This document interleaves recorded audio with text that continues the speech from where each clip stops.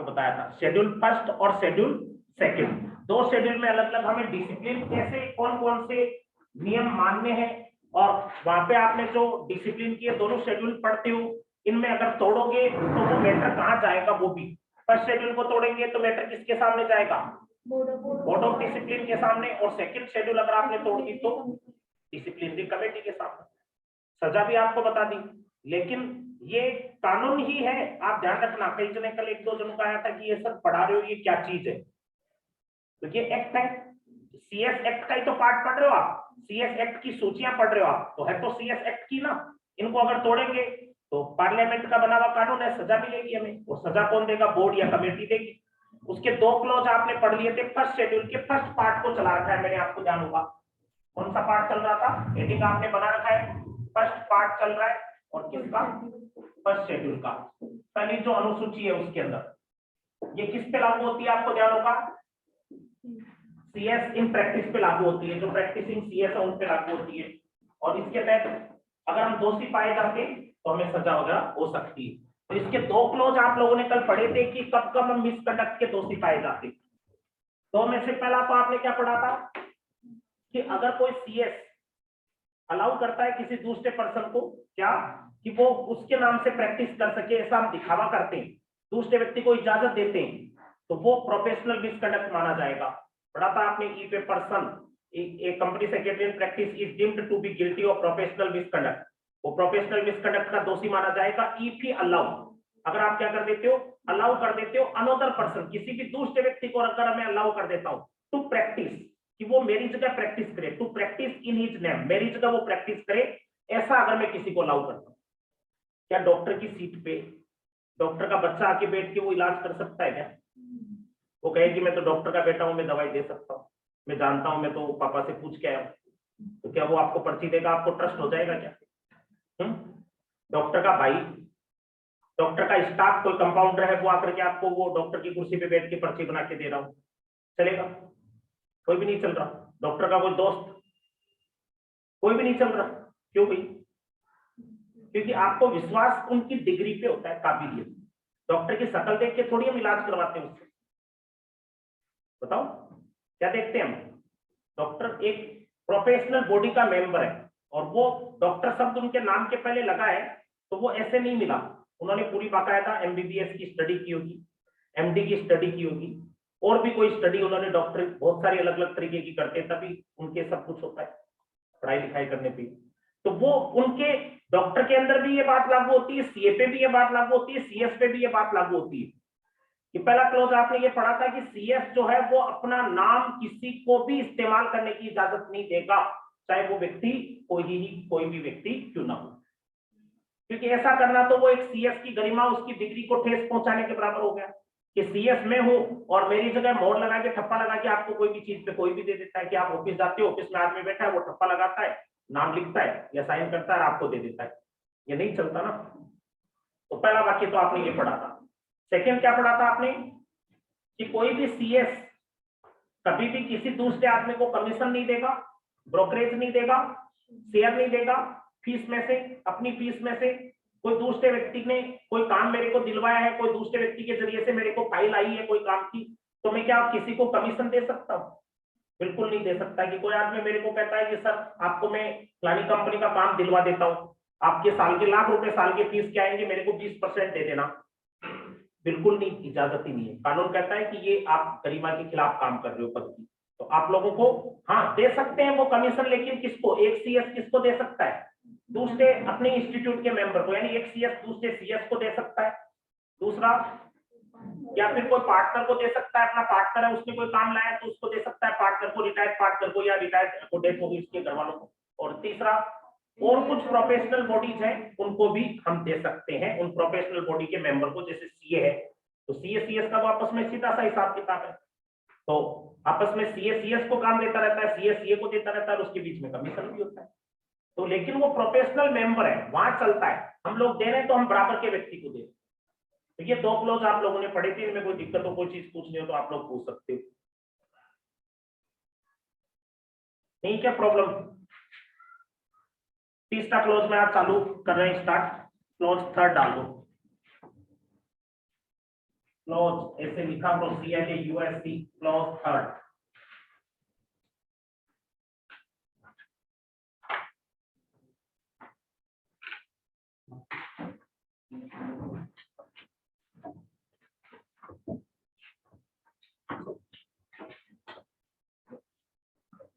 Clause third में आ गए।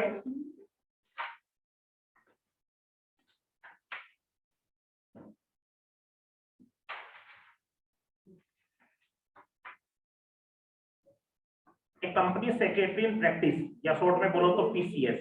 ए PCS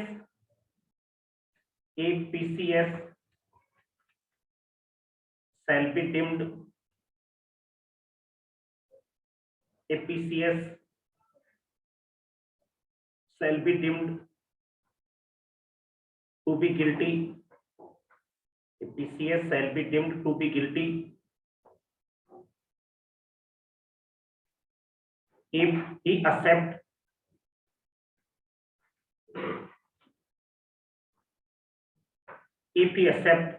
or agree to accept, if he accept or agree to accept,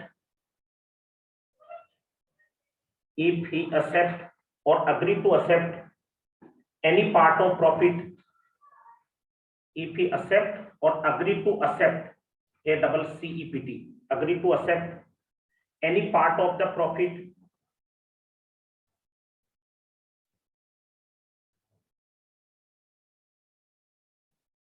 any part of profit of the professional work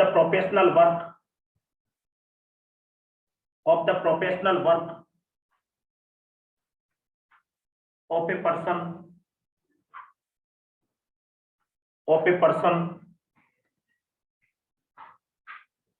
who is not a member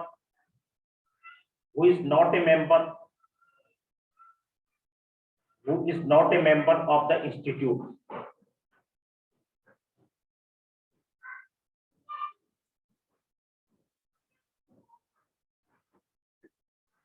क्या लिखा देखो आपने, दो लाइनों में क्लॉज 3 चला है। इसको देखो सीरियल से भी याद करना पड़ेगा। आपके बाद में 10 पॉइंट हो जाएंगे ना पूरे, तो आप लोग सबको उल्टा पुल्टा बोलने लग जाओगे। कल से आपके वो याद क्रम से नहीं रह पाता, तो वो चीज आपको ध्यान रखनी होगी।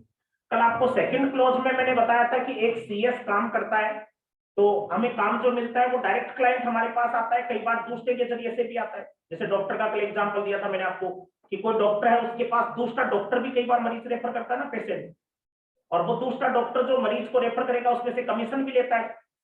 एक डॉक्टर है, उसके पास कोई पेशेंट आया और वो मान लो कोई स्पेशल जैसे हार्ट से जुड़ा हुआ आ गया, तो वो हार्ट के एक्सपर्ट को रेफर कर देता है। गैस्ट्रो से जुड़ा हुआ आ गया तो गैस्ट्रो के, न्यूरो से जुड़ा हुआ आ गया तो न्यूरो के एक्सपर्ट को, तो वो एक्सपर्ट को रेफर करेगा। तो जनरली वो डॉक्टर दूसरे डॉक्टर से उस चीज का कमीशन लेता है, बहुत बार वो अलाउड है, लेकिन वही डॉक्टर और किसी से कमीशन लेने देने का काम नहीं कर सकता।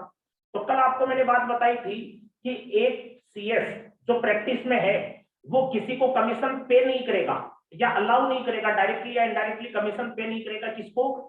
किसी भी व्यक्ति को अपनी फीस में से कमीशन नहीं देगा। किसको दे सकता है? 3 एक्सेप्शन कल पड़े थे। CS को दे सकता है, कोई दूसरे प्रोफेशनल बॉडी को दे सकता है, और तीसरा क्या आपने पार्टनर के बारे में पढ़ा है ना। आज कमीशन लेने की बात है कि कमीशन ले सकते हैं क्या किसी से। अब देने पे भी रोक है तो लेने पे भी रोक होनी चाहिए ना, कि भी मैं कमीशन दे नहीं सकता कि आप कोई काम लेके आते हो, आप CS नहीं हो, मैं कमीशन नहीं दूंगा आपको काम का। आप CS हो तो दे सकता हूं मैं, आप CA हो तो भी दे सकता हूं, आप पार्टनर हो मेरे तो भी दे सकता हूं, है कि नहीं। 3 दशा है। आज उसी का अपोजिट आ रहा है। कल कमीशन दे रहा था CS और आज कमीशन लेने के ऊपर रोक टोक आ रही है। कब ले सकते हैं कब नहीं वो सुनिए। ये कंपनी सेक्रेटरी जो है शुरू में आपने लिखा है PCS। एक PCS किसको बोलते हैं? Practising company secretary. जो CS है, एक CS जो है shall be deemed to be guilty, एक CS को दोषी माना जाएगा और प्रोफेशनल मिसकंडक्ट कि हमने पेशेवर दुराचरण किया, गलत आचरण किया, इस क्लॉज 3 के तहत कब दोषी माना जाएगा? इफ ही एक्सेप्ट, अगर मैं स्वीकार कर लेता हूं, दक्षिणा ले लेता हूं, एक्सेप्ट, और एग्री टू एक्सेप्ट, या स्वीकार करने के लिए अग्रीमेंट कर लेता हूं कि ठीक है दे देना। Agree to accept any part of profit, क्या स्वीकार कर लेता हूं मैं? Any part of profit, profit में से कोई भी भाग। किस प्रॉफिट में से? ऑफ द प्रोफेशनल वर्क, कोई प्रोफेशनल वर्क में से जो लाभ हुआ उसमें से, या प्रोफेशनल वर्क की कोई फीस है उसमें से मैं ले लेता हूं, एक्सेप्ट कर लेता हूं। ऑफ ए पर्सन, किसका प्रोफेशनल वर्क? किसी दूसरे व्यक्ति का, ऑफ ए पर्सन वो is not a member of the institute, जो अपने इंस्टीट्यूट का क्या नहीं है, मेंबर नहीं है। इसका मतलब मैं किसी दूसरे व्यक्ति से कमीशन लेने पे अगर मैं ले लेता हूं तो इसका दोषी बन जाऊंगा, सेक्शन ये क्लॉज 3 का। वापस पढ़ो इस लाइन को, a PCS shall be deemed to be guilty of professional misconduct. ये लाइन तो सब भी आती है, आपको पता होगा, सब क्लॉज में आएगी आगे भी, कि एक पीसीएस एक सीएस जो वो दोषी माना जाएगा, प्रोफेशनल मिसकंडक्ट का दोषी माना जाएगा शेड्यूल 3 के इसके क्लॉज 3 के तहत। इफ ही एक्सेप्ट, अगर मैं क्या कर लेता हूं, स्वीकार कर लेता हूं, और अग्री टू एक्सेप्ट या अग्रीमेंट कर लेता हूं, स्वीकार कर लेता हूं। एक्सेप्ट का मीन प्रेजेंट में एक्सेप्ट कर रहा हूं, अग्री का मीन फ्यूचर में कर रहा हूं।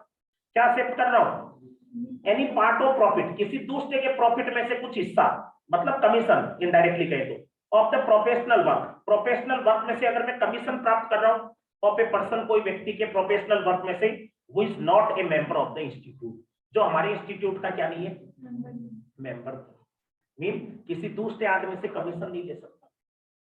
कि आप जैसे कहते हो कि सर आप ये काम कर दो, या मैं आपको कोई काम दिलवा दिया मैंने मेरी तरफ से, और आपने कहा सर इतना कमीशन आपको दे देंगे, लेकिन मैं सीएस हूं, मैं आपसे कमीशन नहीं दे सकता प्रोफेशनल वर्क के बाद।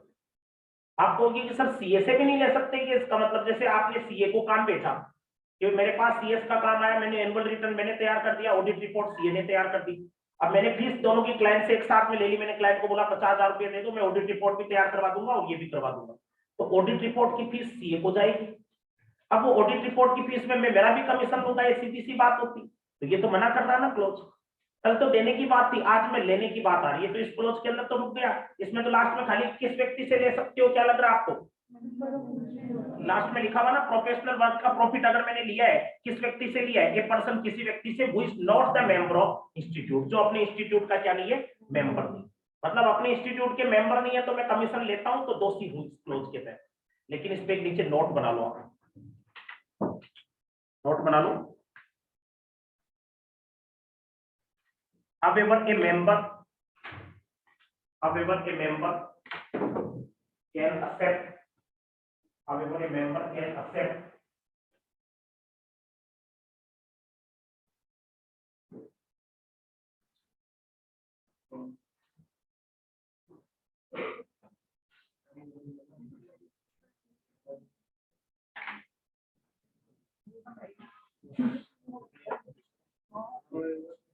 however a member can accept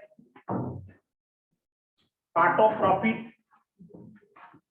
a member can accept part of profit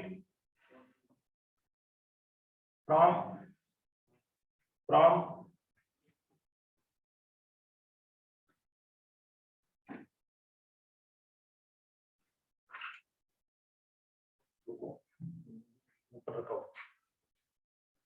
क्या लिखा आपने, however a member can accept part of profit from को काटो पहले, part of profit और कमीशन, part of profit और कमीशन और ब्रोकरेज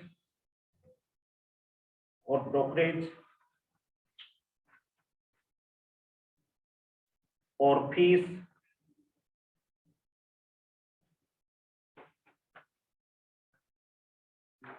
ब्रोकरेज और fees from a member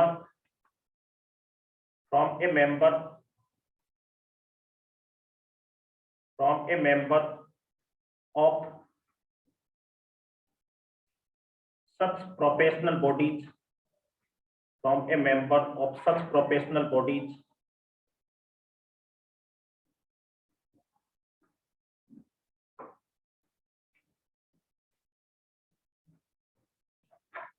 as may be prescribed, as may be prescribed, as may be prescribed। देखो however करके note क्या लिखा आपने, however a member can accept, देखो ये एक एक्सेप्शन आ रहा है कि इनसे ले सकते हो कमीशन। ऊपर तो अपने को बांध दिया कि कमीशन किसी से ले लिया तो आपके प्रोफेशनल मिसकंडक्ट लग जाएगा, आपके ये रेगुलेशन जो क्लॉज पढ़ रहे हो 3 इसमें दोषी हो आप अगर किसी से कमीशन ले लिया, सिवाय किसको छोड़ के, मेंबर को छोड़ के। ऐसे आया था, who is not a member, तो मेंबर के अलावा किसी से कमीशन ले लिया तो दोषी हो। नीचे हावेवर करके क्या कराइए, however a member can accept part of profit, commission, brokerage, fees, ये सब ले सकता हूँ फ्रॉम, किससे ले सकता हूँ? From A member of such other professional body as may be prescribed। दूसरी जो कुछ प्रोफेशनल बॉडी है, इसमें कौन सी बॉडी आती है? कल 6 नाम आए थे जिनको कमीशन दे सकते थे, कल बात आई थी ना, उन्हीं से ले सकते हैं। कौन कौन होते हैं वो 6? आपके नाम इनके सब क्या आएंगे अगले क्लोज के अंदर, क्लोज 4 में। सीए इंस्टीट्यूट का कोई मेंबर हो, मतलब कोई सीए के से कमीशन ले सकता हूं मैं। सीएमए इंस्टीट्यूट का मेंबर हो, उससे ले सकता हूँ। एक अपने एडवोकेट यानी बार काउंसिल का मेंबर हो, उससे ले सकता हूँ। एक्चुअली होता है एक बीमा प्रकटक, उससे ले सकता हूँ। एक आर्किटेक्ट का इंस्टीट्यूट है, उसके मेंबर से ले सकता हूँ। और एक इंजीनियरिंग इंस्टीट्यूट है, उसके मेंबर से ले सकता हूँ। इन 6 लोगों से कमीशन ले सकता हूँ, इन 6 लोगों के मेंबर से कमीशन ले सकता हूँ। जैसे मान लो किसी एक्चुअली का मेरे पास काम आया, एक्चुअली ने कोई बिल्डर से काम ले लिया, उसने कहा कि मैं बिल्डिंग का आपका, एक्चुअली नहीं आर्किटेक्ट ने, उसने बिल्डिंग का नक्शा बनवाने का काम लिया, उसने कहा वैल्यूएशन वगैरह सारा काम मैं ही कर दूंगा। किसने बोली ये बात? आर्किटेक्ट। अगले बिल्डर से बोला कि इतना मेरे को 2 करोड़ या 50 लाख 10 लाख जितना इतना पैसा मेरे को दे दो, मैं सारा काम करवा दूंगा, सीए का सीएस का सारा काम। अब आर्किटेक्ट तो क्या करेगा? नक्शा वगैरह वो बनाएगा सारा। अब वैल्यूएशन रिपोर्ट तो सीएस बनाएगा। अब उसने ला करके सीएस के पास वो कौन आया? आर्किटेक्ट आया। और आर्किटेक्ट मेरे से काम करवाएगा तो मैं उससे कमीशन मांगूंगा ही नहीं, और वो कमीशन मेरे को देगा, तो वो अलाउड है या नहीं है? यहाँ पे अलाउड है, यहाँ पे कमीशन ले सकता हूँ। या मैं उसको कोई काम दिलवा रहा हूँ, मैं हो सकता है सीएसओ में मेरा कोई काम मेरे को मिला, उसमें कोई आर्किटेक्ट का भी काम था, मैंने आर्किटेक्ट को भेजा तो उसने जो फीस ली उस पर भी मैं कोई कमीशन ले सकता हूँ। तो कैसे भी ले, कमीशन लेने की इजाजत है किन लोगों से? ये दूसरे जो कुछ प्रोफेशनल बॉडीज हैं, 6-7 नाम आएंगे जस्ट अगले क्लोज में आने वाले हैं, तो उनसे कमीशन हम क्या कर सकते हैं? ले सकते हैं। तो बात उल्टी पुल्टी कुल मिला के कल वाली और आज वाली सेम ही हो गई ना। कल कमीशन देने की बात आई थी क्लोज 3 के अंदर, 2 में कमीशन दे सकते थे किसको? आपको कहा था मैंने, अपने इंस्टीट्यूट के मेंबर को दे सकते हैं। कोई दूसरे प्रोफेशनल इंस्टीट्यूट है जिनके 6 के नाम अभी बोले, इनके मेंबर को दे सकते हैं, और पार्टनर या रिटायर्ड पार्टनर को उनको दे सकते हैं, कमीशन दे सकते हैं कि उन्होंने कोई काम दिलवाया सीएस को उसके बदले में। क्योंकि काम ऑफिसों में से ही होता है, डॉक्टर के पास डॉक्टर का काम आता है, सीए के पास सीए का आएगा, सीएस के पास सीएस का आएगा। लेकिन बंडल आते हैं काम, बंडल का मीन काम आएगा तो अगला क्लाइंट मेरे को क्या बोलेगा कि सर ये पूरा काम मेरे को तो करवा दो। अब मैं उसमें मेरा काम भी करूंगा, कोई सीए का काम है वो सीए से करवाऊंगा, सीएमए का काम है सीएमए से करवाऊंगा, कोई और कोई एडवोकेट का काम है वो उससे करवाऊंगा, तो उनको कमीशन दूंगा, उनको काम दिलवाऊंगा, उनको फीस दिलवाऊंगा, और कुछ कामों पे कमीशन में लेऊंगा। तो वो कमीशन लेने देने पे आपस में ठीक है। इसका मतलब किसको नहीं दे सकते या किससे नहीं ले सकते कमीशन? इनके बाहर के लोगों से नहीं ले सकते, दे सकते। उनमें लेते देते ही क्या हो जाएगा? क्लोज 3 या क्लोज 2 लग जाएगा। क्लोज 2 तो कब लगेगा? कमीशन दे रहे हैं तब, और क्लोज 3 आज वाला कब लगेगा? एक्सेप्ट कर रहे हैं, एक्सेप्ट का मीन ले रहे हैं तब। अब क्लोज 4 में आ जाइए। क्लोज 4 मोस्ट इंपोर्टेंट भी है।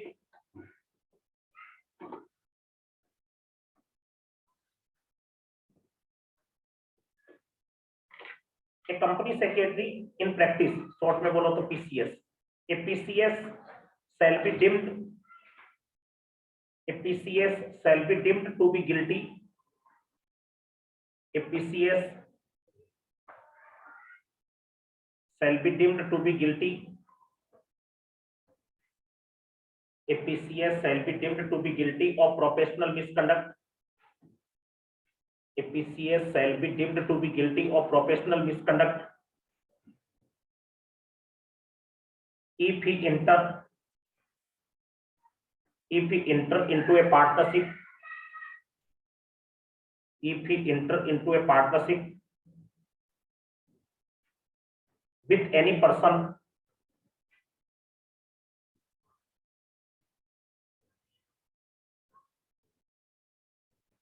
with any क्या लिखा आपने? if he enter into partnership with any person other than, with any person other than PCS, other than PCS, other than PCS,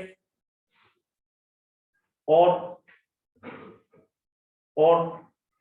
such other person, or such other person, or such other person who is a member, or such other person who is a member of any other professional body, member of any other professional body.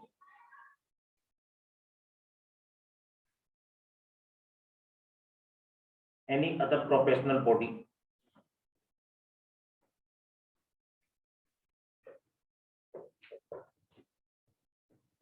देखो साफ साफ इसमें point में क्या पढ़ा है, बात देखो, अपने सीएस को, सीए को, अपनी डिग्रीज को इतना बांध रखा है, ये सारे नियम कायदे तो ना आप लोगों को अपने सीएस के पद की गरिमा के हिसाब से बनाए हुए। सुनिए, देखो इस पॉइंट को आपने क्या लिखा है, क्लोज फॉर, इंपॉर्टेंट भी है ये पार्टनरशिप को लेकर के आ रहा है। अभी सेकंड और थर्ड तो किसका आया था, कमीशन का, इसे दिमाग में थोड़ी देर हिंट सेट करो। सेकंड क्लोज सर कमीशन देने का था, थर्ड क्लोज कमीशन लेने को है, पहला क्लोज किसी दूसरे को अपना नाम रिप्रेजेंट करने की इजाजत देना है या नहीं देना है उसका है। क्लोज फॉर पार्टनरशिप का आता है कि एक सीएस किसके साथ पार्टनरशिप कर सकता है।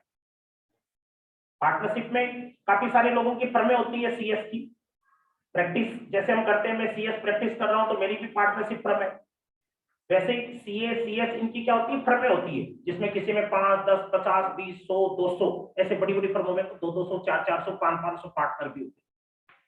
तो पार्टनर किसको बना सकता है, एक सीएस अपनी फर्म में, तो वो क्या लिखा हुआ है देखो, a PCS shall be deemed to be guilty of professional misconduct. ये लाइन तो स्टार्ट करने के लिए आपके लिए एक सबसे बढ़िया वाक्य है क्या, कि a PCS shall be deemed to be guilty of professional misconduct, एक सीएस को दोषी मान लेंगे प्रोफेशनल मिसकंडक्ट का कब, if he enter into a partnership, अगर वो पार्टनरशिप कर लेता है।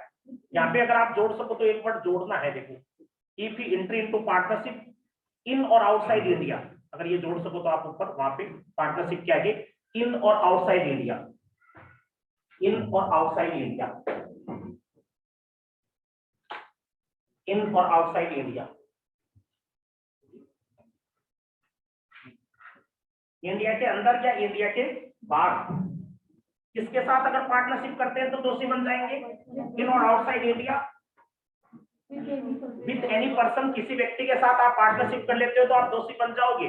अदर देन का मतलब इनके साथ कर लो, चाहे अदर देन का भी इनको छोड़ के, इनके साथ करोगे तो दोषी नहीं हो, किसके साथ कर सकते हो, अदर देन पीसीएस, किसी दूसरे पीसीएस के साथ कर लो चलेगा, या फिर किसके साथ कर लो, या फिर कोई मेंबर हो और सच अदर पर्सन, वही जो मेंबर या कोई व्यक्ति जो मेंबर हो, किसका मेंबर हो, अदर प्रोफेशनल बॉडी, दूसरी कोई प्रोफेशनल बॉडी का मेंबर हो, जो प्रोफेशनल बॉडी आपको मैं बताऊंगा वही 6 बॉडी आएगी सीएसईएमए वाली, उनके साथ पार्टनरशिप कर सकते हो और किसी के साथ पार्टनरशिप मत कर। ये क्या करा है कि अगर आप सीएस हो तो आपको इंडिया में भी और इंडिया के बाहर भी, अगर आप खुद का ऑफिस कर रहे हो, प्रैक्टिस कर रहे हो, जैसे डॉक्टर होता है वो जनरली पार्टनरशिप किसके साथ करेगा, डॉक्टर के साथ ही करेगा, तो वैसे ही इसके अंदर ये कह रहा है कि आप सीएस हो तो आप दोषी बन जाओगे इस क्लॉज में, PCS shall be deemed to be guilty if you enter into a partnership with any other person, अगर आप किसी और के साथ पार्टनरशिप करते हो, किनके छोड़ के, अगर आप इनको छोड़ करके, जैसे किसको, आप एक पीसीएस को छोड़ के या फिर कोई दूसरे रिकॉग्नाइज्ड प्रोफेशनल उनको छोड़ के और किसी के साथ पार्टनरशिप करते हो तो आप क्या बन जाओगे, दोषी बन जाओगे। जैसे मान लीजिए एक सीए है, मेरे दोस्त जयपुर में है, उनकी पीतल फैक्ट्री की साइड में एक इंडस्ट्री लगा रखी है उन्होंने, मतलब बिजनेस करते हैं और बिजनेस कर रहे हैं, साथ ही साथ उन्होंने सीए की प्रैक्टिस ले रखी है, मतलब पीसीए है, सीए है और सर्टिफिकेट प्रैक्टिस का ले रखा है।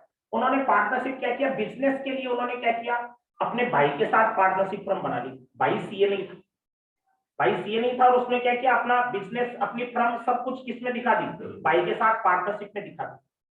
वो सही किया उन्होंने या गलत किया, बाद में उनको पकड़ में आ गया था, उन्होंने क्या किया, उनको हटा दिया अपनी फर्म में से।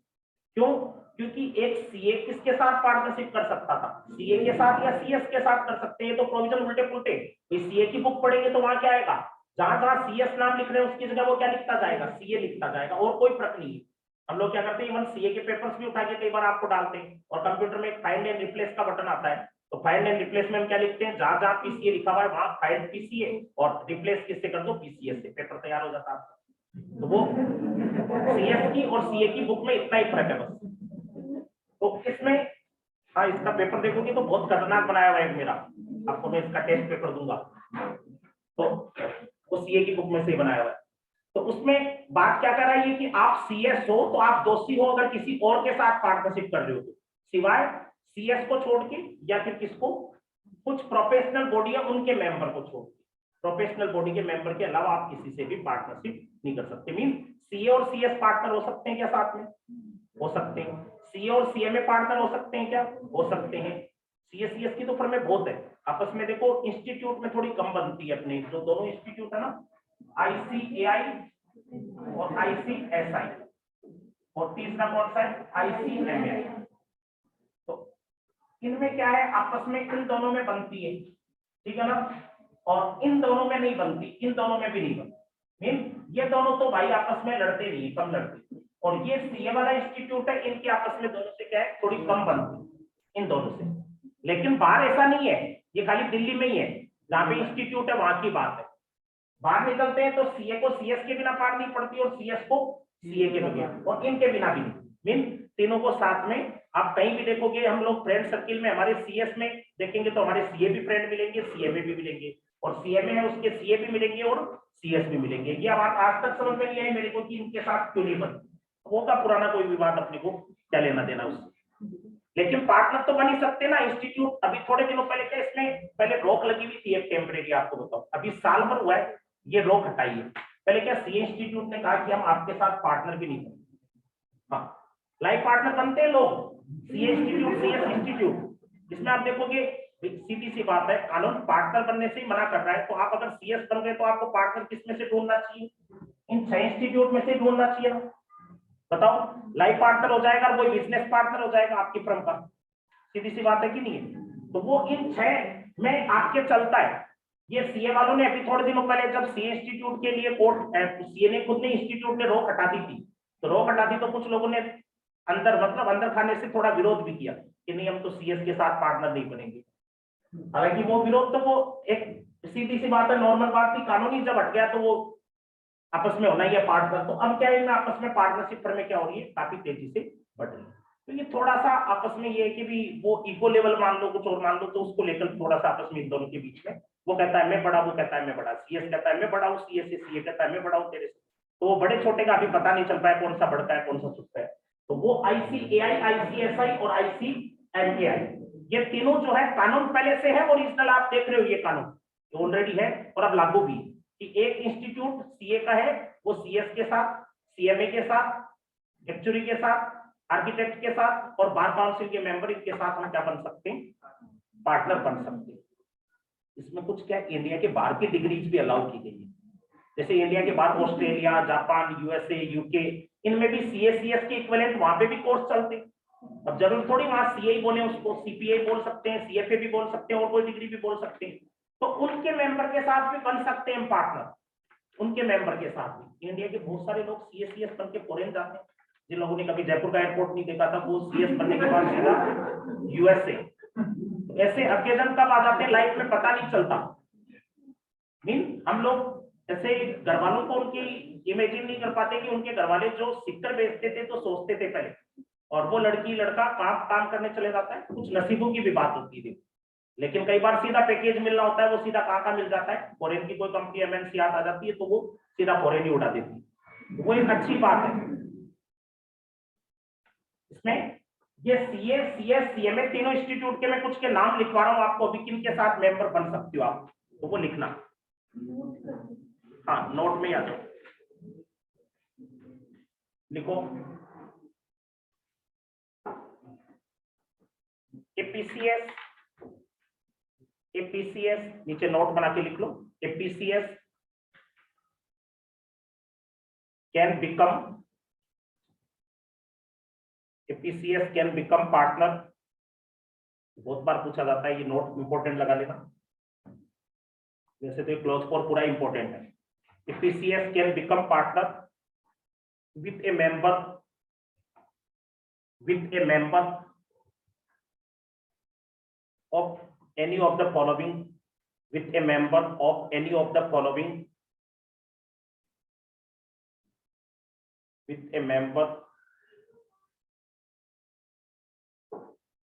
of, with a member of any of the following professional bodies, member of any of the following professional bodies। नीचे बताइए भी प्रोफेशनल बॉडीज के मेंबर के साथ बन सकते हैं। नीचे एक नंबर ऐसे 6-7 वाक्य लिखा होगा, पहला 1 number, member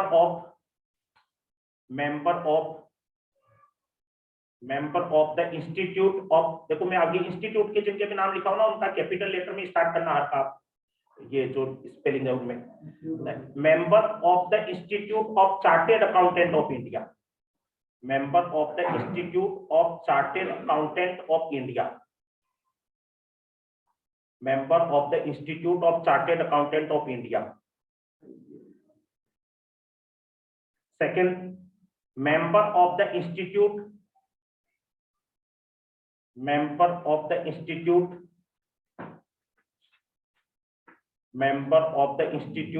of Cost and Works Accountant of India, member of the Institute of Cost and Works Accountant of India, Cost and Works Accountant of India.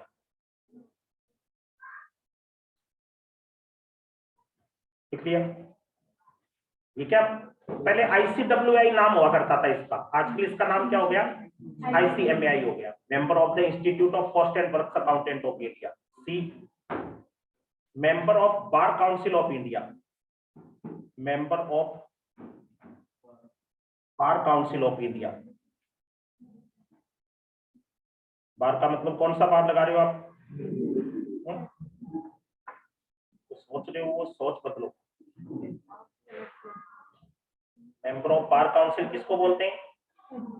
Advocate की जो काउंसिल है ना उसको बोला जाता है member of bar council of India. 4 number, member of the institute of engineer, member of the Institute of Engineer, member of the Institute of Engineer or engineering from, और engineering की स्पेलिंग सही आती है क्या? इंजन से बना दो, ENGINER, engineering.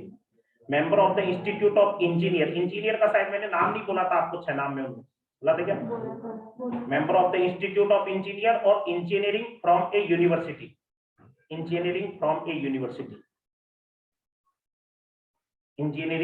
University. 5वां, member of the institute, member of the Indian institute, member of the Indian Institute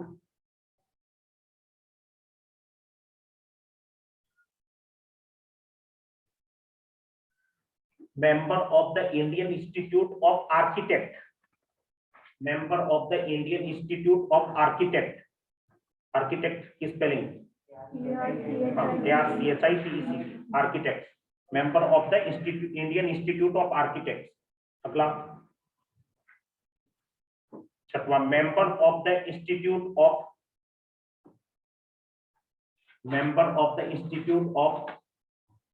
Actuary, ACTUARIES, Actuary, ACTUARIES, Actuaries, member of the Institute of Actuaries of India, member of the Institute of Actuaries of India। 7वां, member of any other professional bodies or institution, member of any other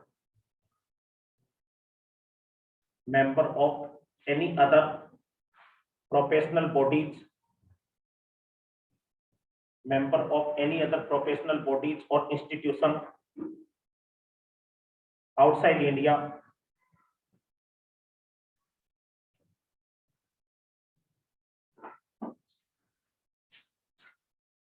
member of any other professional bodies or institution outside India whose qualification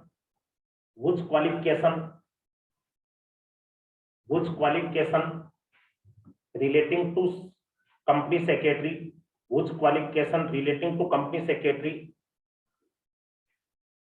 is recognized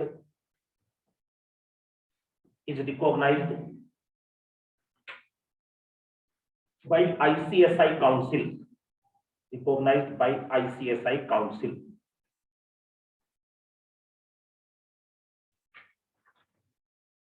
हम देखो कुछ members के साथ में partnership कर सकते हैं। थोड़े दिन तक वो सीए इंस्टीट्यूट में थी थोड़ी सी ईगो, अब वो भी खत्म हो चुकी। तो किन किन के साथ पार्टनरशिप कर सकते हैं वो बात आ गई इसमें सामने। 6-7 इंस्टीट्यूट है, उनके साथ पार्टनरशिप कर सकते हो, उनके मेंबर के साथ। पहला आ गया उनमें से क्या, member of the institute of chartered accountant of India. दूसरा आ गया member of the institute of cost and works accountant of India. तीसरा आ गया member of the institute of bar council of India, advocate हो गया। चौथा member of the institute of engineering, engineer हो कोई, आजकल इंजीनियरिंग काल खराब ही है, तो member of the institute of engineer, और जो इंजीनियरिंग की कोई डिग्री लिया हुआ हो कोई यूनिवर्सिटी से। पांचवा member of the institute of architect, Indian institute of architect बना हुआ है उसका कोई मेंबर हो। आर्किटेक्ट वो जो बाकायदा इंस्टीट्यूट बना हुआ है इसका ऑल इंडिया, उसका मेंबर हो। या छठवां member of the institute of actually, actually होती है बीमा के अंदर, इंश्योरेंस कंपनियां ना उनको जरूरत पड़ती है एक्चुअली, वो लोग अपनी बीमा पॉलिसी बनाते हैं, उनका प्रीमियम डिसाइड करते हैं, तो उनके लिए एक्चुअली का कोर्स रखते हैं। ये दुनिया के सबसे टफेस्ट कोर्स में से एक माना जाता है एक्चुअली का कोर्स। कई सीएसीएस बनने के बाद इसकी ट्राई करते हैं। इसमें 16 स्टेप होते हैं, 2-3 स्टेप पे पढ़ाई खत्म हो जाती है, रियल में बहुत ज्यादा टफ पड़ती है। इंडिया में टोटल 300 ही है एक्चुअली अभी तक। सोचो वो कोर्स कितना टफ होगा, जिसके ऑल इंडिया आज तक मेंबर ही अभी कितने बने पूरे 16 स्टेप करके, 300 मेंबर ही है। 250-300 इंडियन में भी 2-4 शहीद हो जाते हैं। वो बहुत मुश्किल कोर्स पड़ता है, बहुत ज्यादा टाइम कंज्यूमिंग भी एक स्टेप से। जैसे अपने सीएस में तो 3 स्टेप में थक जाते हो ना, फाउंडेशन एग्जीक्यूटिव फाइनल, उसमें कितनी होती है 16 स्टेप। सोचो पेपर तो लगेंगे।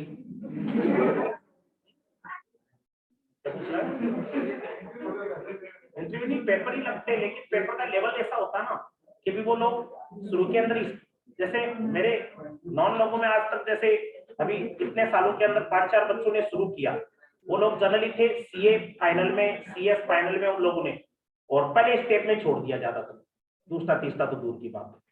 1-2 जो टॉपर थे सीए में, रैंक आई हुई थी, उन लोगों ने स्टार्ट किया था। उसने एक दिव्यांशु नाम से, तो उसने 2 स्टेज के बाद में छोड़ दिया। 1-2 लड़कियों ने शुरू किया था, उन्होंने भी 1-2 स्टेप के बाद में छोड़ दिया। तीसरे चौथे में जो पहुंच जाता है ना, उसकी वैल्यू लाखों से ऊपर हो जाती है महीने की अपने आप ही। तीसरा चौथा जो क्लियर कर लेता है 15-16 की, तो सोचो क्या वैल्यू होती होगी। वो गेम की तरह ही, आप कोई गेम के 16 लेवल हो, आप 2-4 लेवल तो पार कर सकते हो, आप बाद में जोर आता ना उसके अंदर। तो हम बात कर रहे हैं, देखो इनमें 6 इंस्टीट्यूट के साथ हम क्या कर सकते हैं, मेंबरशिप या इनके पार्टनर, इनके साथ में हम पार्टनरशिप कर सकते हैं। ये याद रखना अच्छे से कि किन के साथ पार्टनरशिप कर सकते हैं हम लोग, ठीक है ना, पूछा जाता है एक और बात। अगले क्लॉज में चले, क्लॉज 5 हो गया ना, अभी क्लॉज 5 में आते हैं। Clause 5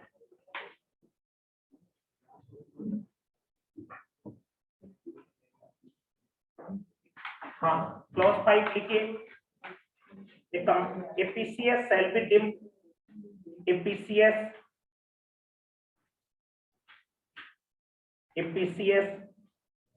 shall be deemed, APCS shall be deemed to be guilty, APCS shall be deemed to be guilty of professional misconduct, APCS shall be deemed to be guilty of professional misconduct if he secure, secure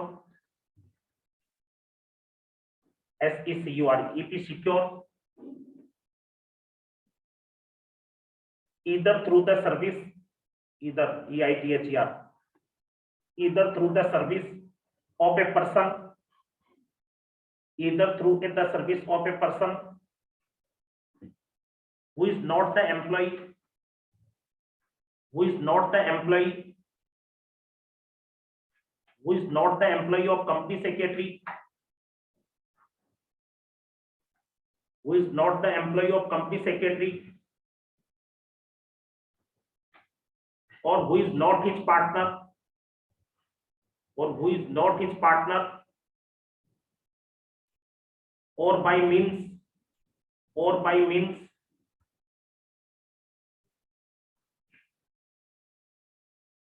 or by means which are not open or by means which are not open to a company secretary or by means which are not open to a company secretary any professional business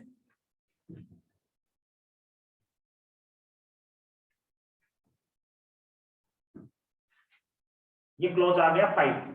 देखो clause 1 या तो अपनी degree किसी दूसरे को use करने की इजाजत नहीं देता। क्लॉज 2 अपना कमीशन काम का किसी और को हम कमीशन नहीं दे सकते। तीसरा कमीशन ले नहीं सकते। चौथा हर किसी एरेगेरे के साथ पार्टनर नहीं बन सकते। पांचवा हर किसी तरीके से काम नहीं ले सकते। देखो पांचवा क्या करा है, ये PCS shall be deemed to be guilty. एक पीसीएस को दोषी माना जाएगा प्रोफेशनल मिसकंडक्ट का।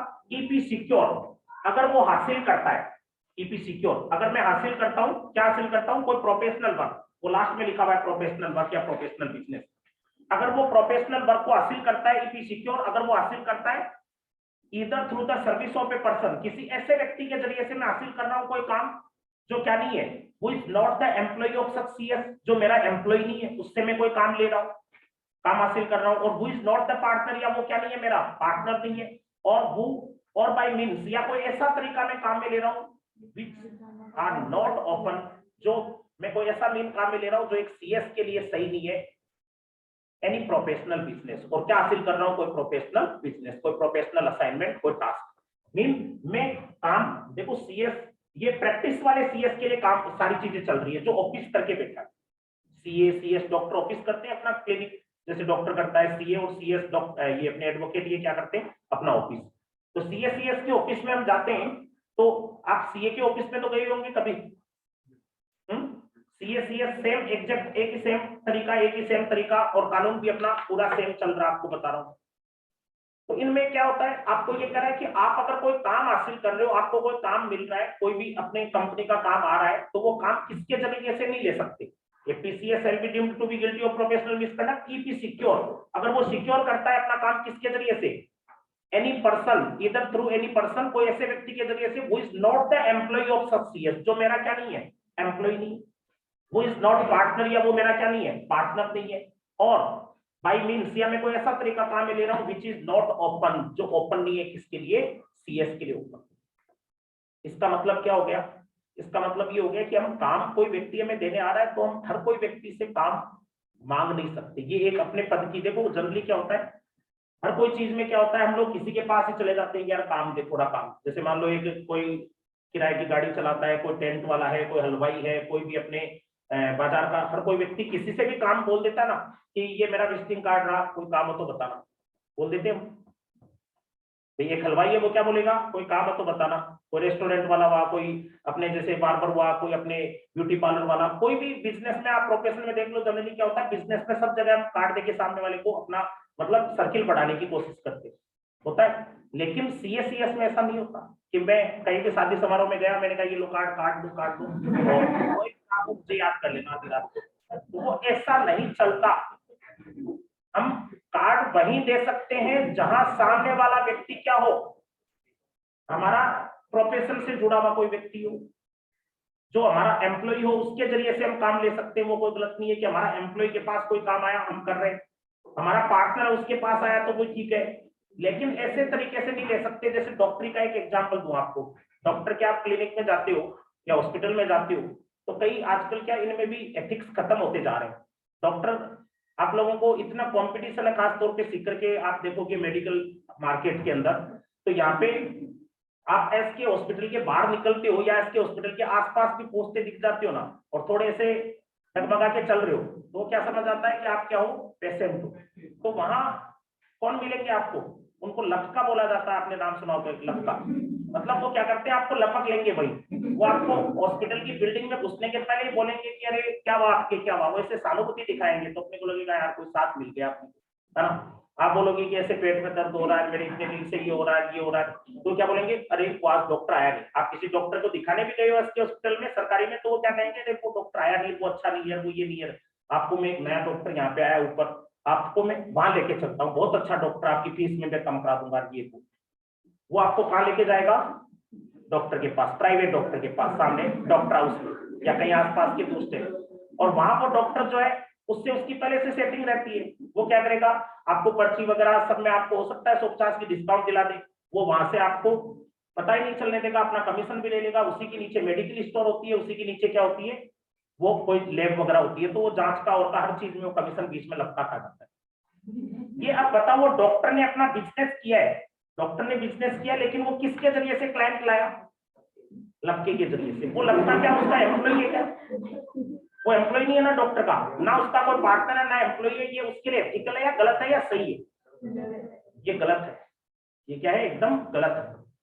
कि आप ऐसे में क्या होते हो सकता है आप सही डॉक्टर के बजाय किसी ऐसे डॉक्टर के पास चलेंगे जो कमीशन उनको ज्यादा देता होगा, और वो आपको गलत डॉक्टर के पास भी हो सकता नहीं ले जा सकते। तो ये चीजें गलत है। लेकिन सिक्कर में सब डॉक्टर्स के पास ऑलमोस्ट, मैं ऐसे नहीं कह रहा कि सारी बिरादरी गलत होगी, लेकिन डॉक्टर्स का, क्योंकि मेरे फैमिली में काफी है, तो वो लोग बोलते हैं कि सर चलना ही मुश्किल है सिक्कर में। क्योंकि अब देखो, मान लो 100 में से 95 डॉक्टर ऐसे करने लग जाए तो बाकी 5 को भी मजबूरी में करना पड़ता है। वो तो बाजार में आप देखते हो ना, कई बार होती है 50 होटलें हैं, सब होटल वाले जाता देखिए बुला रहे हैं, तो वो 5 होटल वाले नहीं बुला रहे तो उनकी दुकान पे फिर कोई नहीं आएगा ना कस्टमर, वो भी बुलाने लग जाएंगे। तो वही हालत इनके अंदर है। लेकिन क्या CA/CS ऐसे ऑफिस के बाद 2 जनों को खड़ा कर सकते हैं क्या? ये बताओ कि भैया आजा इधर आना, 50% डिस्काउंट है हमारे यहाँ पे, अभी आपका काम 3 घंटे में कंपनी बना देंगे, 2 घंटे के अंदर एनुअल रिटर्न फाइल कर देंगे। ऐसा काम करना अपनी गरिमा के खिलाफ है। कि हम, आप कभी भी ऐसा देख लेना, CA/CS का जो ऑफिस होगा, आपको अभी क्लॉज 6 में आगे मैं बताऊंगा, उसके ऑफिस के बाद नाम अपना कितनी बड़ी साइज में लिख सकते हो उसकी भी गाइडलाइन है। विज्ञापन नहीं दे सकते हम लोग कहीं भी। ऐसे नहीं कि बाहर मैंने एक बोर्ड टांग दिया, उस पर लिखा हुआ है संपर्क करें, नीचे मेरा नाम लिख दिया, इन सर्विस को देता हूँ, 24 घंटे में कंपनी बना के दे दूंगा, सिक्कर में सबसे कम फीस पर उपलब्ध है, न्यूनतम फीस हमारा 5000 कंपनियों को टारगेट है, हमने पिछले साल इतना बढ़िया रिजल्ट दिया है। ये सब क्या विज्ञापन कर सकता हूं मैं से? CA/CS के ऑफिस के बाद एक तो लोगो मिलता है CA का या CS का, ऊपर नाम लिखा हुआ रहता है साफ सुथरे अक्षरों में कि CS Ramesh Patwari and associate है तो वो नाम मिलेगा, और कोई दूसरा नाम है CA का तो वो नाम मिलेगा। कहीं भी ये भी नहीं लिखा हुआ मिलता आपको कि ये CA/CS क्या क्या सेवाएं देता है। कहीं भी देखते हो आप कैटेलॉग या कुछ वहां पे आपको कोई डिजाइन बनाई हुई या उसके ऊपर कहीं आपको कुछ और कुछ दिखे? दुकानों में, कोचिंगों में, स्कूलों में तो आप देखते हो दीवार नहीं मिलती खाली जहां पे कोई विज्ञापन नहीं लगा होता ना ऐसा। स्कूल में आप जाते हो क्या मिलता है? जनरली हर दीवार, अपनी कोचिंग तो ऐसे मान लो बहुत साफ सुथरी है, आप दूसरी कोचिंग में जाके देखो आपको कोई ऐसी छोटी सी दीवार भी दिख जाएगी ना, उस पर भी कोई ना कोई फोटो लगी हुई मिलेगी, ये लगा। ये स्थिति रहती है। मीन प्रचार सब जगह पाया जाता है, लेकिन अपने CA/CS में ऐसा नहीं। ये क्यों? इसका फायदा क्या होता है? देखो, कोई भी प्रचार नहीं करता, कोई भी नहीं करता ना, अपने आप क्लाइंट को जो क्वालिटी वाला लगेगा अपने आप उसके पास जाएगा। प्रचार से कई बार हम गलत भी चूज कर लेते हैं, होता है कि नहीं, कि मैं आपको ज्यादा प्रचार करूंगा, दूसरा कोई CS कम प्रचार कर रहा है तो आप मेरे पास आ जाओगे, हो सकता है मेरी क्वालिटी इससे खराब हो। तो ये प्रचार से हम सही सारी चीजें सही खरीदते हैं क्या? ये बताओ, प्रचार क्या सही तरीके से पहचानने में मदद करता है क्या? नहीं करता ना। स्कूलों में भी होता है ना कि स्कूल वाले ने अपने को बता दिया ये इतने बच्चे इतनों के 90% से ऊपर आए, वो ये नहीं बताता 30% से नीचे कितनों के आए। पहले भी तो भी होंगे, वो नहीं बताएगा उनको 50% से कितने नीचे आए, 40 से कितने नीचे आए। वही बात इनके अंदर लागू होती है कि हम लोग ऐसे तरीके काम में नहीं लेंगे CS बनने के बाद में, जो तरीके किसके लिए काम में लिए जाते हैं, नॉर्मल मार्केटिंग में चलते हैं। कंपटीशन जो चलता है वो कंपटीशन CS नहीं कर सकता कभी भी। ऐसा नहीं हो सकता कि आप दूसरे CS से पूछ के आए कि हमारी कंपनी का एनुअल रिटर्न बनाना है, अगला बोलता है 12,000, आप मेरे को आके बोलते हो सर आप कितने में काम करोगे? बोल ही नहीं सकते। और आप बोलते हो तो ये कानूनन मैं क्या कर सकता हूं, आप बोलते हो तो मैं आपको उस क्लाइंट से कम फीस नहीं बता सकता जिस प्रोफेशनल के पास आप जाके। और अगर मैं आप उसके पास काम करवाते हो और मैं कम फीस का लालच देता हूं आपको, तो मेरे पे एक्शन हो जाएगी। वो सामने वाला CA या CS क्या कर सकता है, मेरे पे एक्शन ले सकता है कि सर ने मेरे क्लाइंट से, जिससे मैं 12,000 फीस ले रहा था, सर ने 10,000 फीस का लालच लेके उसको अपने यहाँ पे लगा दिया। क्लाइंट से पहले आपके दूसरे वाले CS से परमिशन लेनी पड़ती है अगर क्लाइंट चेंज करता है अपने CS को। तो मीन पहले क्लाइंट X वाले CS से अपना काम करवाता था, अब वो Y CS से काम करवाना चाहता है, तो मैं पहले किसको पूछूंगा? एक्स वाले सीएस को कि भैया इसके काम में इसकी कोई प्रॉब्लम तो नहीं है, ये आदमी ठीक है क्या, ये कैसे आ रहा है चेंज होके, आपका कोई फीस वीस बाकी तो नहीं है क्या। कई बार ऐसा भी होता है एक आदमी की फीस बाकी होगी तो दूसरा आदमी के पास चले जाते हैं, होता ना ऐसा। तो क्लॉज 5 याद रखिए, लक्का से याद रहेगा कि किससे याद रहेगा?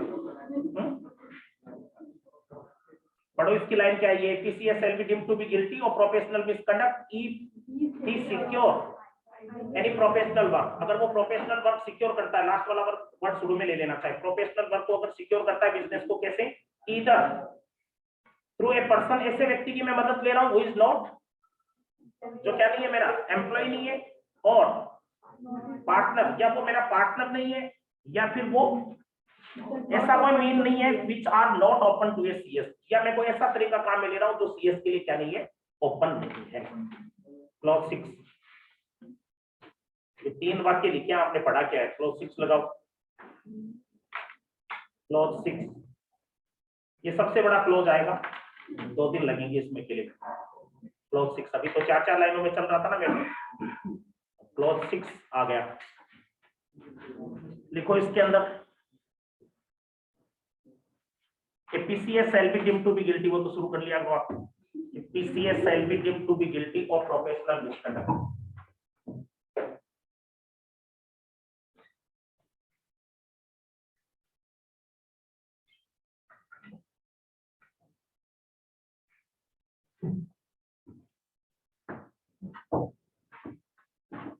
फुल स्टॉप मत लगाओ।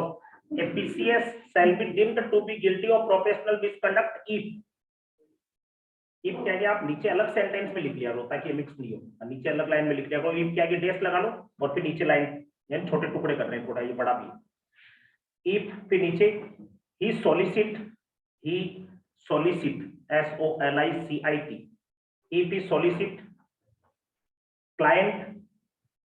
if he solicit client or professional work, if he solicit client or professional work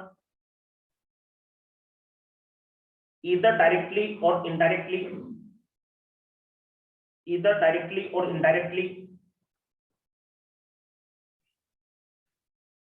by circular,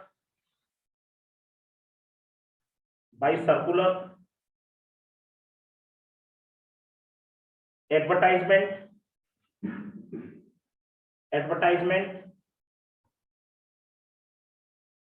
personal communication, circular, advertisement, personal communication or interview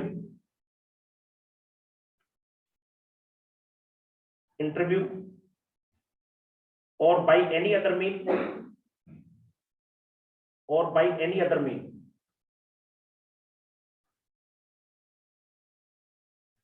full stop.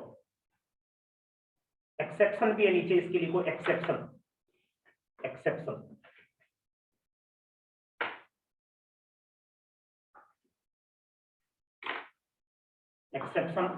पहला point,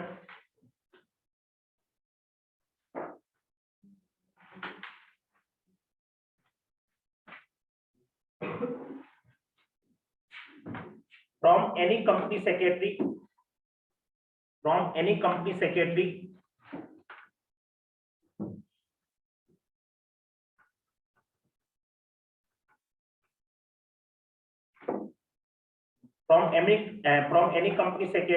by applying APPLYING, by applying or requesting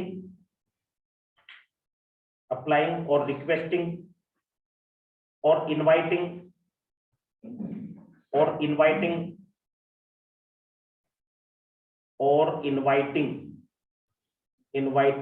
लिखिएगा सही, or securing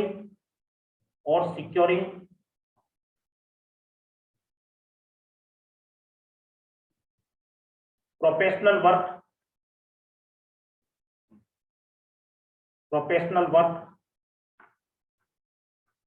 from another PCS,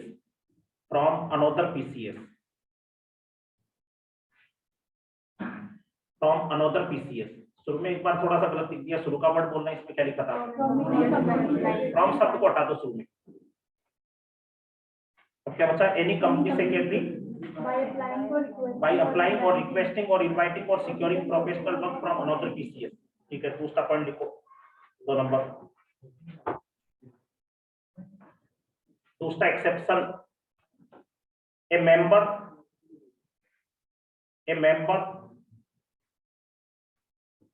from responding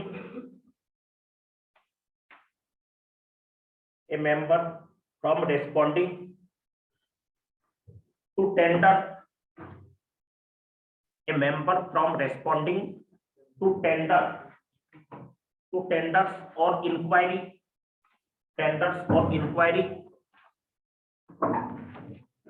issued by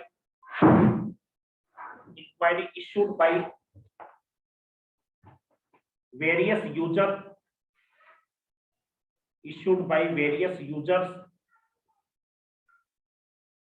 of professional service,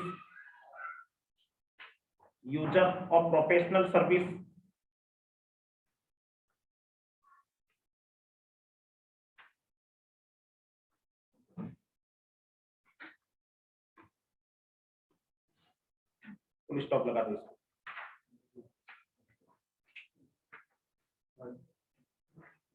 देखो ध्यान से सुनिए,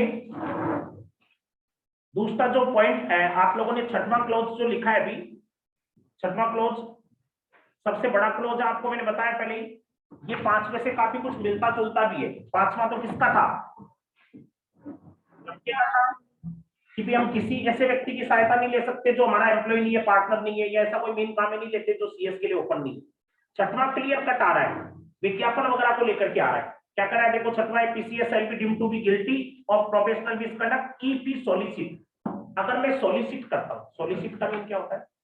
तलाश करना, किसी को अपने डिजायर, सॉलिसिट का मीन वैसे कि भी किसी को मैं ऐसे कोशिश कर रहा हूं कि वो मेरी तरफ अट्रैक्ट हो, मेरे कंपनी का क्लाइंट, मेरी फर्म का क्लाइंट बन जाए। लोगों के बीच में मैं मेरा क्या कर रहा हूं? एक तरह से पोर्टफोलियो बना रहा हूं। तो इफ ही सॉलिसिट, अगर मैं क्या कर रहा हूं? सॉलिसिट कर रहा हूं, लोगों के बीच में माहौल बना रहा हूं मेरा। इफ ही सॉलिसिट क्लाइंट, किसके लिए? क्लाइंट को बढ़ाने के लिए, मेरे क्लाइंट को बढ़ाने के लिए अगर मैं सॉलिसिट कर रहा हूं, मैं दोषी माना जाऊंगा प्रोफेशनल मिसकंडक्ट का। इफ ही सॉलिसिट, अगर मैं क्या कर रहा हूं?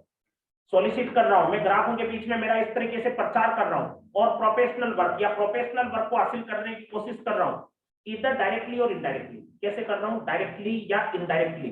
बाय सर्कुलर, क्या जारी कर रहा हूं मैं? कोई सर्कुलर जारी कर रहा हूं, एडवर्टाइजमेंट जारी कर रहा हूं, पर्सनल कम्युनिकेशन कर रहा हूं, और इंटरव्यू या इंटरव्यू दे रहा हूं, और बाय एनी अदर मीन या और कोई तरीका में काम में ले रहा हूं। सीएस दोनों के लिए बता रहा हूं मैं बातें, क्योंकि आप लोगों को इन्हीं के बीच में रहना होता है। हम लोग जब प्रोफेशनल बन जाएंगे, अपने ये मोहल्ले के छोरों के बीच में थोड़ी रहोगे, फिर आदमी चेंज हो जाएंगे। है ना? प्रोफेशनल लोग हैं तो प्रोफेशनल के बीच में रहेंगे। तो प्रोफेशनल सोसाइटी जो उसके अंदर ये कह रहा है कि आप क्या नहीं कर सकते, आप पीसीएस बनने के बाद आप दोषी माने जाओगे प्रोफेशनल मिसकंडक्ट के। ईपी सॉलिसिट क्लाइंट, अगर मैं क्लाइंट खोज रहा हूं और प्रोफेशनल वर्क हासिल कर रहा हूं, कैसे? डायरेक्टली या इनडायरेक्टली। कोई एडवर्टाइजमेंट, विज्ञापन नहीं दे ही नहीं सकते हम, सर्कुलर या एडवर्टाइजमेंट। सर्कुलर वो होता है जो सबके बीच में कोई मैसेज में छोड़ रहा हूं। एडवर्टाइजमेंट होता है जैसे अखबार में, टीवी में बोर्ड वगैरह लगा के, होर्डिंग लगा करके, कुछ भी, ये सारे तरीके में काम में ले रहा हूं। तो बोर्ड, होर्डिंग, विज्ञापन के अखबार, print media, electronic media, WhatsApp, Facebook, ये सब भी आ गया आजकल, सोशल मीडिया।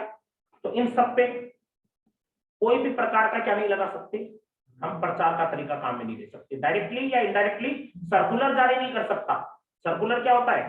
पहले सर्कुलर होता था जैसे मान लो सबको कोई लेटर भेजते थे एक साथ, एक जैसा, तो उसको सर्कुलर बोलते थे। आजकल सोशल मीडिया में सर्कुलर का मतलब क्या है?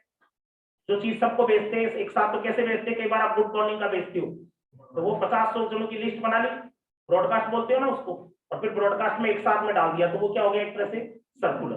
तो सर्कुलर भेज के ऐसे नहीं कर सकते कि मैं सुबह पहले लिख दूं जय श्री श्याम, और फिर नीचे लिख दूं सीएस रमेश पटवारी, और फिर नीचे कि प्रोफेशनल वर्क के लिए संपर्क करें, 20 तारीख लास्ट डेट आ गई है, अभी डिस्काउंट चल रही है 50%, आपका काम सस्ते में हो जाएगा। तो वो सर्कुलर हो गया।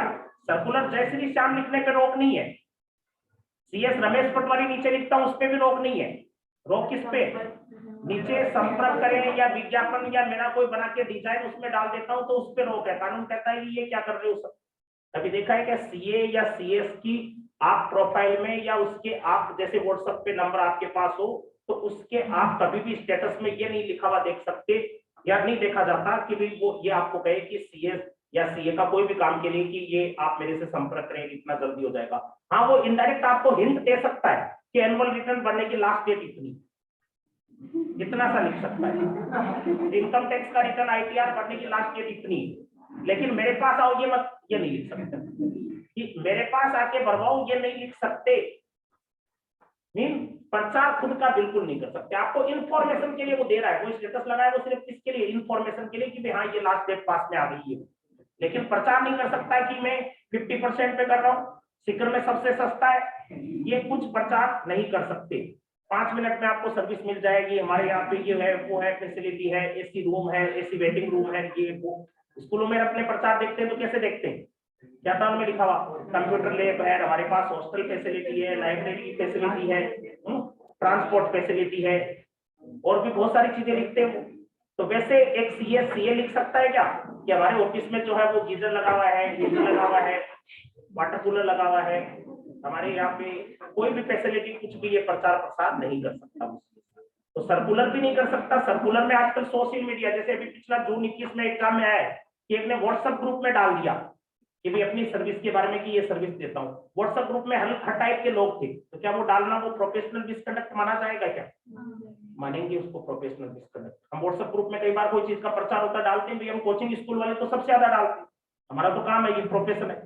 लेकिन एक सीएस के तौर पे आप कहीं भी मेरा ये नहीं देखोगे कि भाई आपको, इवन सीएस का मेरा विजिटिंग कार्ड है वो अंदर रखते हैं हम लोग। मीन बार आप जैसे कोचिंग का विजिटिंग कार्ड कहीं भी मिल जाएगा, किसी से भी आप कोचिंग में जैसे मान लो स्टाफ से जाके ले सकते हो, लेकिन मेरा सीएस के तौर पे जो विजिटिंग कार्ड है वो हम सोच समझ के देते हैं कि भाई आप स्टूडेंट को ऐसे नहीं कि कोई भी यार में मेरी प्रैक्टिस वाला आपको उसमें आपको ये पता ही नहीं रहता कि एड्रेस क्या है सबका प्रैक्टिस करने का।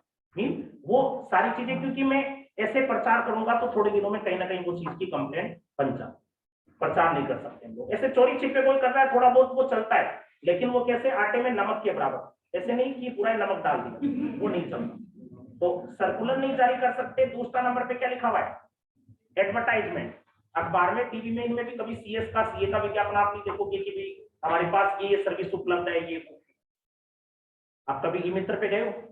ई मित्र पे कितना लिखा हुआ रहता है, यहाँ पैन कार्ड बनाया जाता है, आधार कार्ड, मूल निवास प्रमाण पत्र, मार्कशीट निकाली जाती है, पट्टा बनाया जाता है, क्या क्या वो कलर फोटो, हाँ फॉर्म, एग्जाम फॉर्म भरे जाते हैं, रिजल्ट निकाला जाता है, मात्र 10 रुपए में 4 फोटो, 8 फोटो, 30 फोटो होता ना। ये क्या कभी सीए के सीएस के ऑफिस के बाहर ऐसे पट्टी देखी है चारों?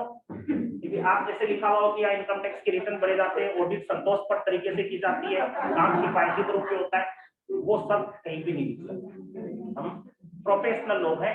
ये प्रचार फिर करने लग जाएंगे ना तो सब लोग क्या आपस में फिर वही हो जाएंगे। वो एक बोलते हैं ना कि भाई हाँ सब अपने एक जैसे हो जाते हैं, तो फिर कंपटीशन इतना हो जाता है कि जो कमजोर व्यक्ति है वो कहीं भी नहीं दिख पाता। डायरेक्टली भी नहीं कर सकते। इसमें देखो आपने एक नाम और पढ़ा होगा, advertisement, circular, personal communication. Personal communication भी नहीं कर सकते कि मैं आपको पर्सनल किसी को फोन, जैसे मैं ऑफिस के अंदर मैंने कहा कि भी सिक्योरिटी कंपनी है, उन सबके डायरेक्टर को फोन करना, ऑफिस को बोल दिया को फोन करके हमारे यहाँ सीएस के ऑफिस में आइए, अभी दिवाली ऑफर चल रहा है, अभी विंटर वेकेशन का चल रहा है, ये चल रहा है, विंटर का समर का, कुछ भी ऐसे फोन करवा सकता हूँ कि पर्सनल कम्युनिकेशन आप लोगों को करवाऊं, कुछ भी वो भी नहीं। चौथा वर्ड क्या लिखा हुआ है, इंटरव्यू। इंटरव्यू भी नहीं कर सकते कि मैं मेरा कोई इंटरव्यू बना दूं और फिर उसको सोशल मीडिया या कोई भी तरीके से या फेसबुक पे डालूं, और एनी अदर मीन, और कोई भी तरीका फालतू का काम में नहीं ले सकते। प्रोवाइडेड डेट, नीचे फिर एक्सेप्शन लिखवाएंगे तो क्या लिखा है पहला, any CS from applying, any CS, ये एक्सेप्शन, एक्सेप्शन का मतलब इस पे रोक नहीं है। क्या चीज पे रोक नहीं है, एनी सीएस बाई अप्लाइंग, लिखा है क्या, बाई अप्लाइंग या फॉर अप्लाइंग भी कर सकती हूँ। एनी सीएस फ्रॉम अप्लाइंग या बाई अप्लाइंग और रिक्वेस्टिंग, मैं अप्लाई कर सकता हूँ, रिक्वेस्ट कर सकता हूँ, इनवाइट कर सकता हूँ, सिक्योर हासिल कर सकता हूँ प्रोफेशनल वर्क, किससे, अनोदर पीसी, किसी दूसरे पीसीएस से हासिल कर सकते। अब बराबर के लोग हैं, एक पीसीएस दूसरे पीसीएस के पास जाके कह सकता है कि भाई मैंने सीएस का ऑफिस किया, आप अगर कोई काम हो तो मेरे को बताना। किसको बोल सकते हैं, एक बराबर के व्यक्ति के पास जाके हम रो सकते हैं कि भाई मेरे को कोई काम हो तो बता, ये होता है। कि भी जैसे नया सीएस बनता है वो ऑफिस खोलना चाहता है सीकर में, तो मेरे को क्योंकि मैं पुराना रह गया सीकर का सबसे पुराना सीएस हो, तो मेरे पास तो आगे रहेगा ना कि सर ऑफिस कर रहा हूँ, ये कार्ड पकड़ो, आप कोई काम आए तो, क्योंकि उनको पता है कि सर ज्यादा काम नहीं करते, तो काम आए तो मेरे को भेज देना, आपको इतना कमीशन दे दूंगा। कमीशन तो देगा, एक तभी मिलेगा काम। और कमीशन गलत है या सही है? सही है। सीएस को दे सकते हैं। और कोई क्या आपको क्लास में आके अनाउंस कर सकते हैं क्या कि कोई का भी काम हो तो बता देना मेरे को, सीएस का काम मैं कर दूंगा? नहीं कर सकते ना। इवन सीए के पास जाके भी नहीं रो सकते हम। इसमें किसके पास बोला हुआ है? एक सीएस किसके पास जाके अप्लाई कर सकता है, रिक्वेस्ट कर सकता है? सीएस के पास। तो किसके पास नहीं जाओगे? सीए के पास जाने पे भी तो ही नहीं। हाँ, वो काम दे रहा है, ठीक है, अंडर के अंदर सेटिंग है वो ठीक है, लेकिन जाके उसको रिक्वेस्ट मोड में ये नहीं कह सकते कि कोई काम हो तो बताना, नो। दूसरा पॉइंट देखिए क्या है, मेंबर। देखो इसमें फिर पहले पॉइंट में एक चीज आपको व्याख्या कर देता हूं, सुनिए कि एक सीएस ने जैसे अपने सर्विस के बारे में एक सीएस का ही ग्रुप बना हुआ उसमें डाला, व्हाट्सएप ग्रुप, वो सही है या गलत है? सीएस होना सारे मेंबर, उसमें डालना गलत है। सारे सीएस हैं तो आप सीएस अपनी नई सर्विस कोई शुरू कर रहे हो, ऑफिस कर रहे हो, कोई भी काम कर रहे हो तो डालना ही है। तो वो नए सीएस के तौर पे अगर कोई व्यक्ति पीसीएस बनता है, वो सीएस के ग्रुप हमारे बहुत सारे बने हुए हैं, सीकर का भी बना हुआ है, जयपुर का भी बना हुआ है, राजस्थान का भी बना हुआ है, हमारे अलग अलग कई व्हाट्सएप ग्रुप चलते हैं, तो उसमें डालना गलत नहीं है। लेकिन उसमें कुछ सीए लोग भी हो तो गलत है, हम लोग उनके ग्रुप में नहीं डाल सकते। और कोई जनरल ग्रुप है अपने कोई समाज का और का, उसमें भी नहीं डाल सकते। तो ये पहले पॉइंट के दायरे में आ जाएगा। अगर हम सीएस के ग्रुप में डालते हैं तो वो कौन से में आ जाएगा? पहले ग्रुप में जाएगा। फिर दूसरा क्या लिखा? टेंडर या कोई इंक्वायरी का जवाब दे सकते हो। कोई मेंबर जो वो किसको रिप्लाई दे सकता है? कोई टेंडर या इंक्वायरी जो कोई यूजर ने डाली है, various user of professional service. कई कंपनियां इंक्वायरी डालती है, वो जैसे कहती है कि हमें कोई सीएस की जरूरत है, हमें सेक्रेटरियल ऑडिट करानी है। अब हम कहेंगे कि सब चुप रहना, कोई भी अगर बोल गया तो क्या हो जाएगा? सीएस एक्ट टूट जाएगा। तो सब चुप रहेंगे तो वो बेचारा फिर किस सीएस को कैसे पकड़ेगा ये बताओ? उसका तो जवाब देना बनता ही ना। वो आपको कंपनी जैसे आके आपको बोल रही है फेसबुक पे कंपनी का, या टीवी पे, या प्रिंट मीडिया पे, या वेबसाइट पे उसका आया है टेंडर सब समझते हो? टेंडर का मतलब उसको ये चीज चाहिए, वो इंक्वायरी कर रही है, टेंडर निकाली है कि भी उन्हें 2 सीएस की या कोई सीएस की फर्म की जरूरत है जो उनका ये काम कर सके।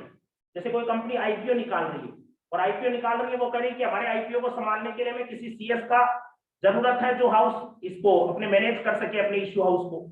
तो अब आप चुप रहोगे थोड़ी? वहां पे आपको रिप्लाई देना ही चाहिए ना। आप उनके सामने लिखित में, मौखिक में, या ईमेल से कैसे भी आप रिप्लाई दे सकते हो कि we provide this service and so much charge, वो सारी चीज आप बता सकते हो।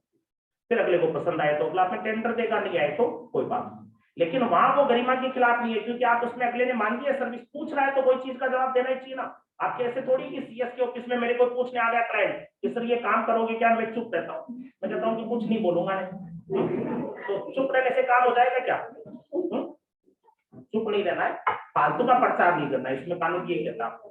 अब सुनो, आपके लिए एक काम है, ये एक्सेप्शन पूरा होने के बाद में आपको क्या करना है? देखो एक बुक के अंदर आपके पास कंपनी लॉ की सबके पास बुक होगी, तो उसमें 551 पेज लगभग आपको बुक में मिलना चाहिए। सेकंड पार्ट जो ना बुक के 2 पार्ट है, तो उसमें 551 पेज आप लोग नोट कर लेना। उसमें क्लॉज 6 लिखा हुआ मिलेगा, क्लॉज 6।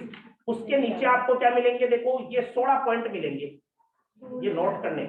हाँ 16 पॉइंट, या मैं लिखवाऊं? क्योंकि कल कोई 16 पॉइंट ही नोट नहीं, याद नहीं करने, वो तो समझाऊंगा मैं कल। सुनो, पहले कुछ 16 पॉइंट के लिए हेडिंग आपको नहीं मिलेगा, हेडिंग चाहो तो अभी लिख लो, एक लाइन हेडिंग लिखो, हेडिंग तो लिखो, हेडिंग लिख लो पहले। एक क्लॉज पूरा नहीं भाई, इसी क्लॉज में चल रहा है, in the following case, clause में चल रहा है in the following case,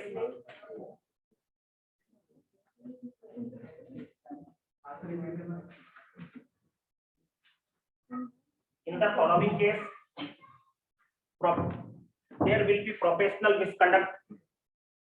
In the following case there will be professional misconduct under clause 6. There will be professional misconduct under clause 6.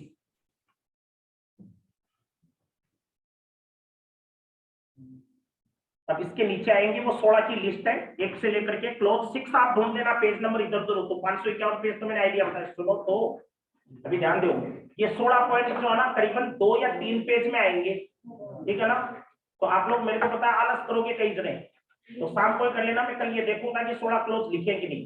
फिर उसके आगे सुनो, उसके आगे वापस ये लाइन डालनी है हेडिंग, उसमें क्या लिखना है, जैसे इसमें आपने लिखा है in the following case there will be professional misconduct, वहां क्या लिखना है, in the following case there will be no professional misconduct. No लगा के उसके भी कुछ एग्जांपल है, वो भी नोट कर लें। वो एग्जांपल है 10, सिर्फ 10 और 16 26 हो गए। उसी के जस्ट आगे मिल जाएगी 16 नंबर, तो लगातार आपको बुक में मिलेंगे, उसके आगे कितने मिलेंगे 10। ये मैं सिर्फ कल समझाऊंगा, वरना 2 दिन खाली मेरे को लिखवाने में ही लग जाएंगे और पॉइंट कोई लिखवाने। याद कल आपको कुछ नहीं करना, चलो खाली टेक्स्ट को याद करना है, टेक्स्ट को याद करना है, ये लिखना जरूर है आपको सबको।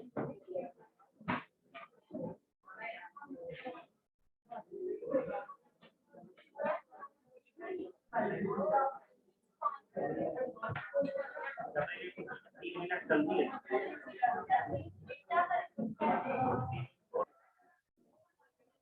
जल्दी में तो पूरा किया, कोई परेशानी नहीं।